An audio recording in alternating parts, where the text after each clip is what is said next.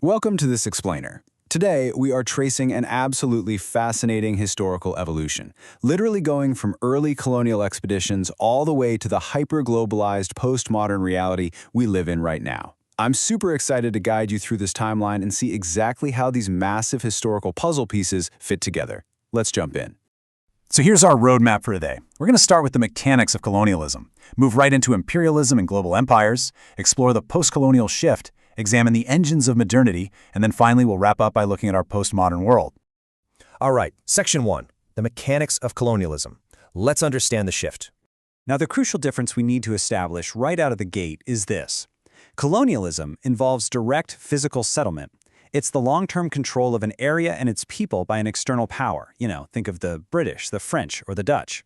Imperialism, on the other hand, well, that's a broader system or desire of a rich country to extend its political and economic power, often through more indirect control or territorial expansion. And you have to remember, colonial control wasn't just about drawing some new lines on a map or swapping out the local government. It was a totalizing system. We're talking about deep political, social, economic, and even cultural domination over local populations, the whole shebang. Outsiders often showed up under the guise of trade, like Columbus way back in the 14th century or James Cook in the 17th, but they quickly pivoted. They physically settled the land, establishing those enduring, deep-rooted colonies we see across North America, Australia, and New Zealand. And to make those settlements actually profitable, colonizers heavily exploited local labor.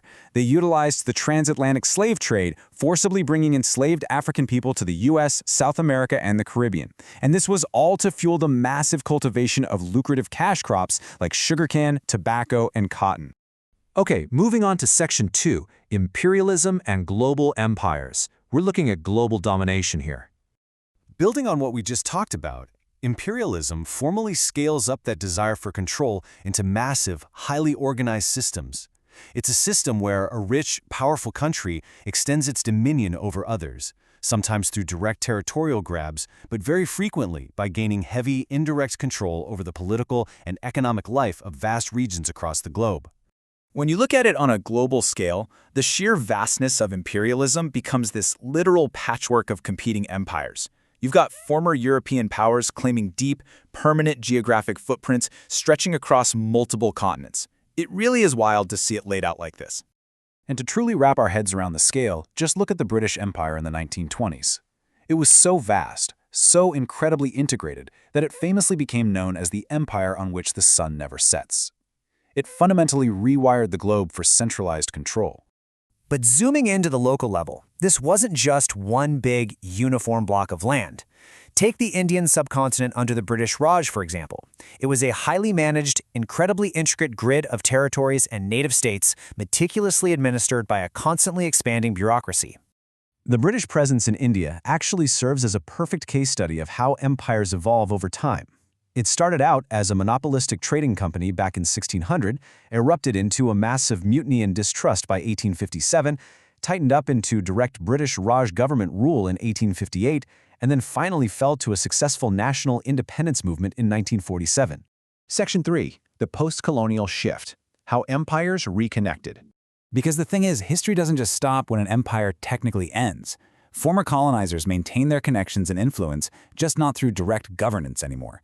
They evolved. They forged a powerful new form of global influence through trade and commerce by establishing multinational companies, global military bases, massive financial institutions, and dominant oil and gas companies. Which brings us perfectly to Section 4, the engines of modernity and the history of industry. So, the Industrial Revolution, which kicked off in England around 1750 before spreading across Europe and the US in the 19th century, was this massive engine for modernization. But it created a fascinating paradox.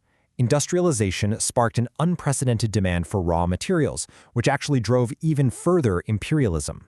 That relentless push for resources is literally what fueled the modern world we recognize today. Modernization itself follows a pretty distinct structured evolution. Societies transition from rural agrarian roots, they push through heavy industrialization and a relentless focus on science and technology, and eventually they arrive at the fully industrialized nations we see today. It's a step-by-step transformation. And to achieve that final industrialized stage, nations relied on what's called the Green Revolution. This fundamentally shifted traditional agriculture to rely on chemical fertilizers, hybrid seeds, and pesticides to rapidly increase crop yields. So despite the name, it was heavily reliant on non-green chemicals just to feed those booming industrial populations. But we have to remember, modernization isn't just about factories and farms. It's incredibly multidimensional. It acts as a vital catalyst for things like human rights, sweeping education reforms, health advancements, freedom of expression, tackling corruption, and the mass urbanization that totally defines our daily living standards right now. And finally, Section 5, our postmodern world, life after modernity.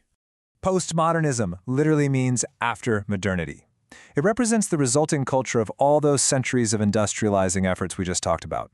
It's a profound cultural shift that focuses heavily on multiculturalism, secularism, and trying to navigate the complex dynamics of our highly globalized capitalistic society.